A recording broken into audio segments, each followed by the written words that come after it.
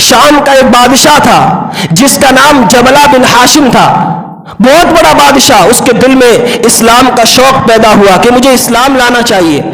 इस्लाम कबूल किया और काबतुल्लाह शरीफ की तवाफ के लिए आया। जब काबतुल्लाह शरीफ का तवाफ कर रहा था तो तवाफ करते करते उसकी चादर किसी के पांव के नीचे आ गई और चादर गिर गई। उसने उस आदमी के मुंह पर जोरदार तमाचा मारा तो उस आदमी ने भी उसके मुंह पर तमाचा मारा। बड़ा बादशाह आदमी था। अमीरुल मोमिनीन हजरत उमर बिन खत्ताब रज़ी अल्लाह तआला अन्हु के दरबार में पेश हुए, वाक़या बयान किया, अमीरुल मोमिनीन इसने मेरी चादर पर पांव दिया, मैंने इसको मारा, इसने बदले में मुझे मारा। अमीरुल मोमिनीन ने कहा इसने जो किया है सही किया है। उस बादशाह को गुस्सा आया कि मैं कितना बड़ा बादशाह, अगर कोई हमारी शान में गुस्ताखी कर दे हम उसके तो कत्ल के फैसले करते हैं। अमीरुल मोमिनीन की नजर में कोई बात नहीं है। अमीरुल मोमिनीन हजरत उमर ने फरमाया यह तो इस्लाम से पहले था, अब इस्लाम ने बुलंदी और पस्ती को बराबर करके रख दिया है। अब कोई ऊंचाई नीचाई नहीं है, सब बराबर है। उस आदमी ने कहा कि अगर इस्लाम के अंदर ऐसा है तो फिर मजहब इस्लाम को छोड़ देता हो। और उसी वक्त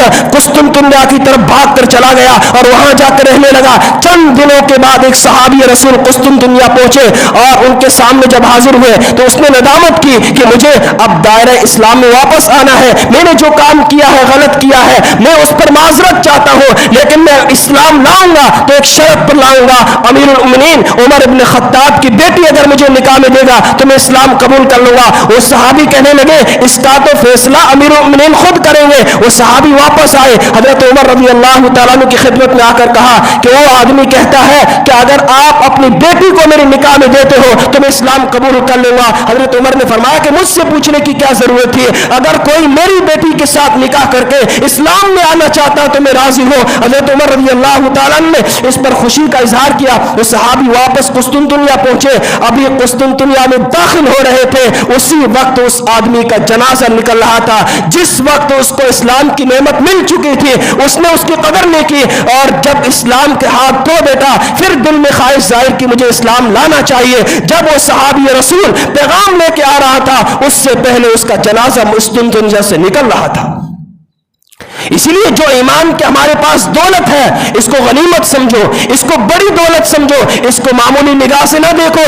अल्लाह की कसम जब ये इंसान से निकल जाती है फिर इंसान के पास कुछ भी नहीं रहता। इसीलिए अल्लाह ने जितनी भी नेमत दी सबसे बड़ी दौलत ईमान की दौलत है।